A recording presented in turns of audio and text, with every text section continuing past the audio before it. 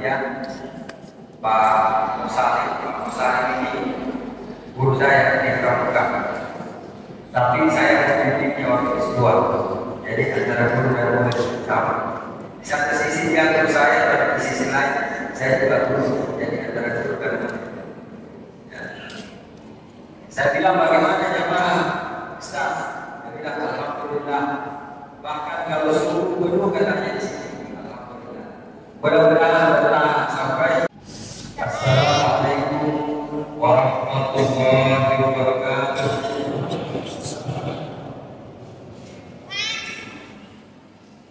Alhamdulillah alladzi anzala sakinatan fi qulubil mu'minin liyazdadu imanan ma'a imanihim wa 'ala rabbihim yatawakkalun.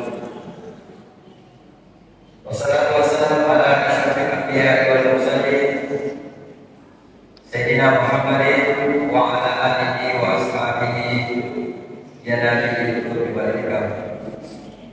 Subhanaka la ilma lana illa ma 'allamtana innaka antal alimul hakim. Hasbunallah wa ni'mal wakil, ni'mal maula wa ni'man nasir. Wa la haula wa la quwwata illa billahil aliyyil azim.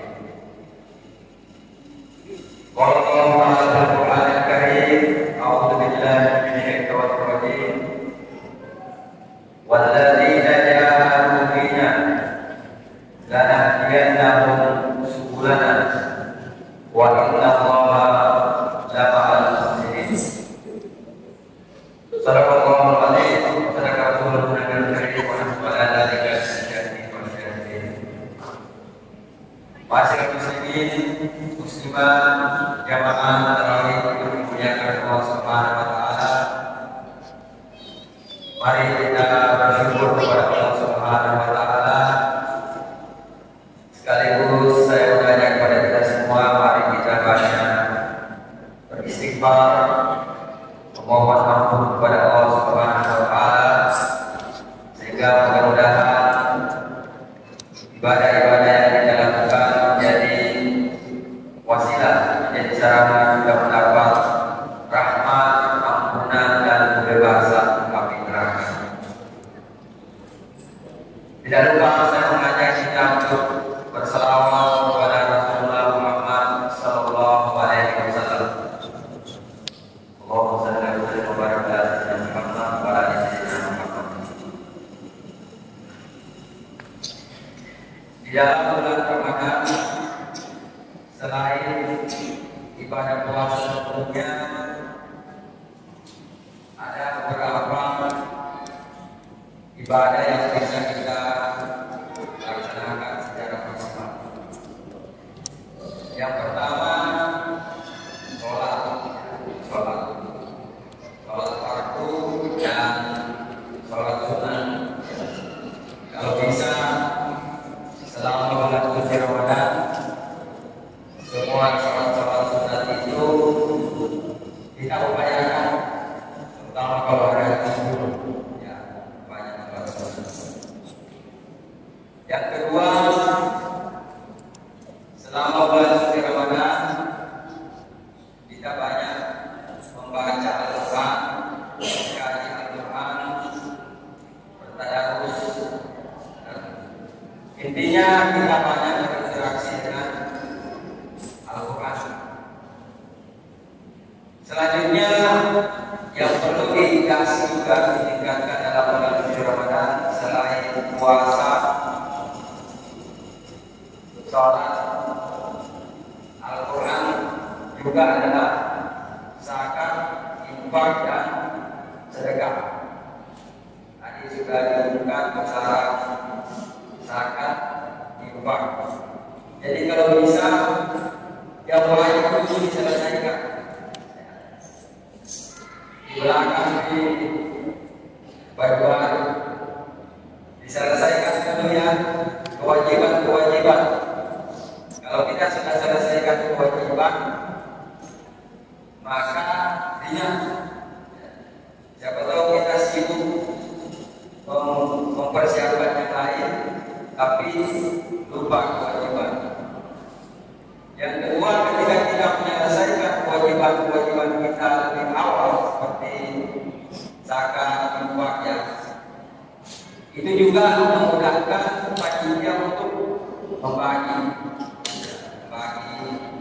dan seterusnya. Sehingga memang sangat dihimbau kepada kita semua, mari kita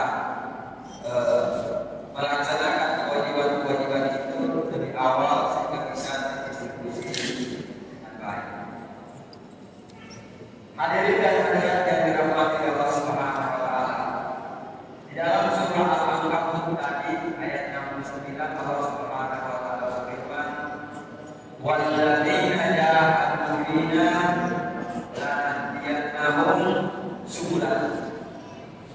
Dan orang-orang yang bersungguh-sungguh berjihad untuk mencari ridha Allah Subhanahu wa taala, lanahdiyannahum subulan, pasti kami akan tunjukkan jalan ke situ, kata Allah.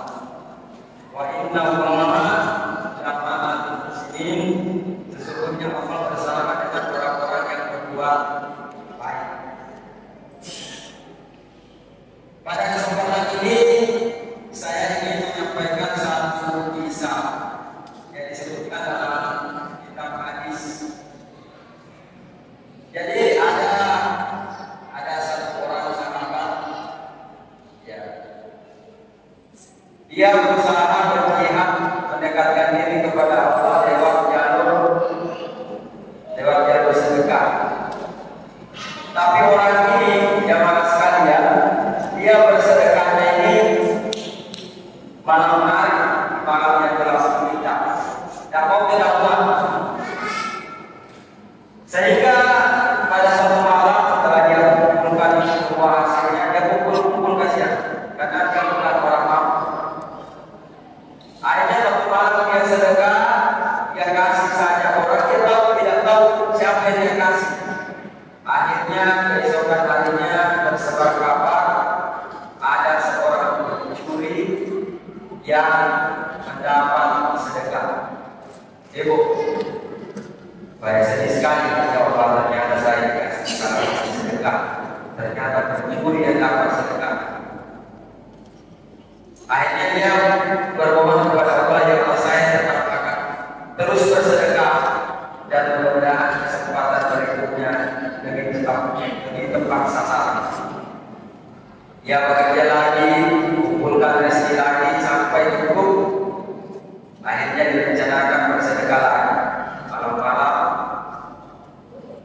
dia serahkan sedekahnya kepada orang, tapi dia tidak tahu sampai esok harinya lagi tersebar lagi berita ada orang kaya yang dikasih sedekah. Ternyata yang dapat sedekahnya itu adalah orang kaya, tapi kebetulan orang kaya ini terkenal gigir, alias seperti itu. Orang ini sedih lagi, lalu dia berdoa kepada Allah, ya Allah, berikan lagi saya kesempatan, mudah-mudahan berikutnya lebih tepat sasaran. Dia bekerja lagi untuk mengumpulkan rezeki lagi. Akhirnya suatu malam dia serahkan sedekahnya lagi di malam yang gelap. Dia taruh di rumahnya orang. Tapi ternyata esok hari itu lagi, ternyata yang dapat sedekahnya itu, mohon maaf, perempuan yang biasa berzina atau pelaku. Dia tambah sedih, malah salah. Akhirnya jamaah sekalian, orang ini bermimpi, dan disitulah Allah Subhanahu wa taala menunjukkan kekuasaannya, menyampaikan dalam mimpinya, wahai Tuhan, sesungguhnya sedekahmu sudah aku terima, dan sedekahmu itu berberkah, membawa perubahan pada 3 orang. Yang pertama, pencuri ini ketika dia dapat sedekah yang sadar dan berterima.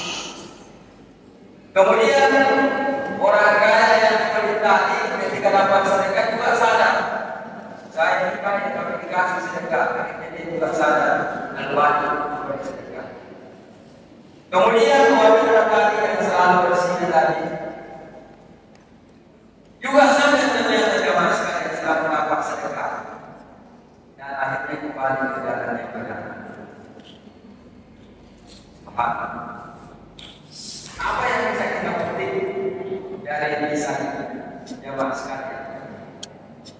Bahwa sekecil apapun usaha kita untuk mendekatkan diri kepada Allah Subhanahu wa taala boleh saja mempengaruhi bagi orang lain. Mungkin saja kecil di mata kita, tapi bisa saja memberikan dampak atau perubahan terhadap orang lain. Seperti misalnya zakat kita, infak kita.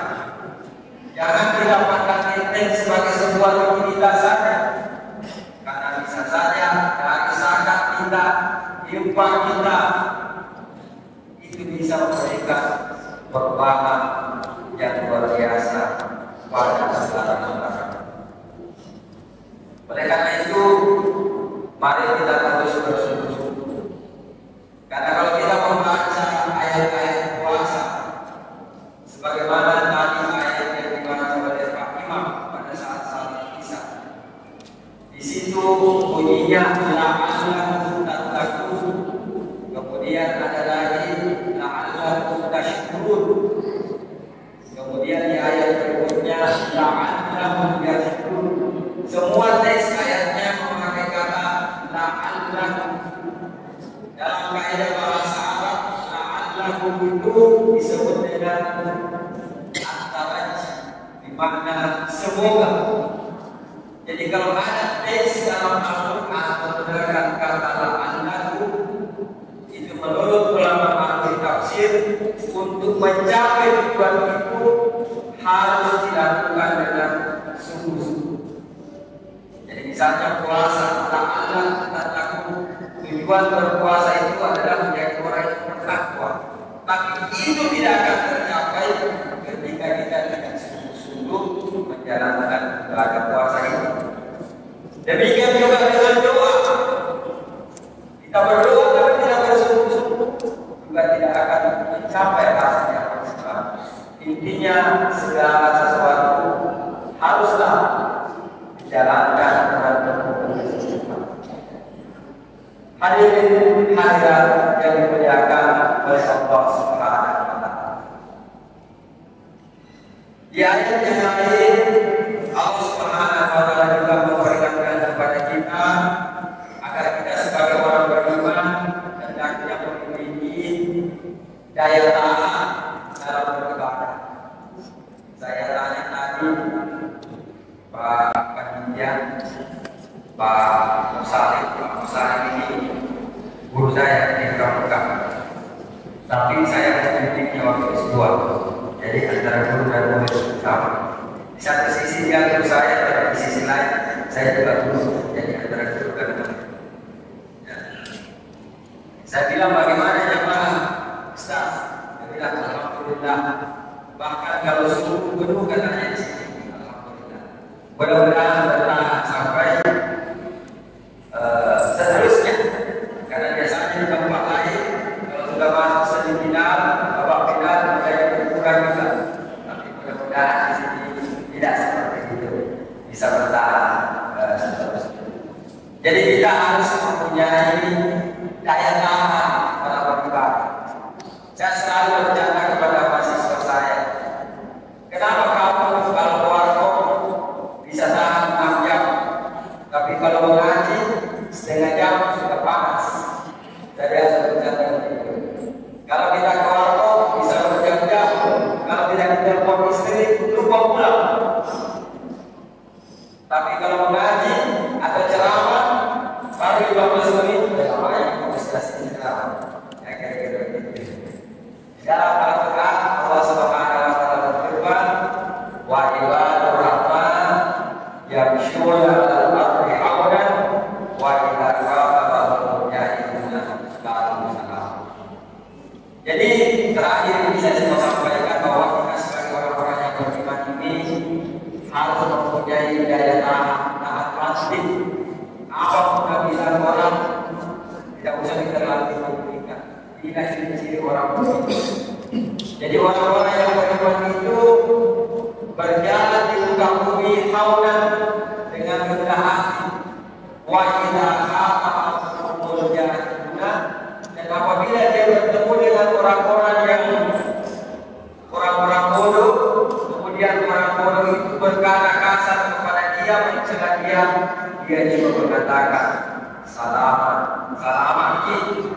dia tidak membalas dan dia digunakan orang. Jadi apapun yang dikatakan orang tetap terus beribadah, karena kita tidak tahu ibadah mana yang nanti mengantarkan kita mendapat rahmat dan ampunan dari Allah Subhanahu wa Ta'ala. Terakhir sekali, saya tadi baca bahwa penjelasan Syekh Ali Kamil, kenapa orang malas beribadah? Ternyata orang malas beribadah bukan semata-mata faktor kemalasan, tetapi karena faktor banyaknya dosa yang ada di dalam diri kita. Oleh karena itu, mari kita banyak beristighfar, bertobat kepada Allah Subhanahu wa Ta'ala. Kadang-kadang begini, kadang kita itu merasa tidak punya dosa, ini saya salah terus, saya banyak puasa terus. Tapi ternyata ada tindakan-tindakan kita yang kadang kita tidak sadari sebenarnya itu sudah menjadi satu dosa. Misalnya, ada perbuatan kita itu tidak diridhoi oleh orang tua kita, sebenarnya dosa. Tapi kita tidak sadar. Nah, dosa inilah yang membuat kita malas beribadah kepada Allah Subhanahu wa Ta'ala. Mari caranya beribadah, mari kita tingkatkan taubat kita, dan mari kita terus meningkatkan daya tahan kita dalam beribadah. Agar kita mendapatkan rahmat ampunan dan kebenaran dari neraka, bahkan mendapatkan Lailatul Qadar. Demikian, tidak banyak mohon dimaafkan. Allah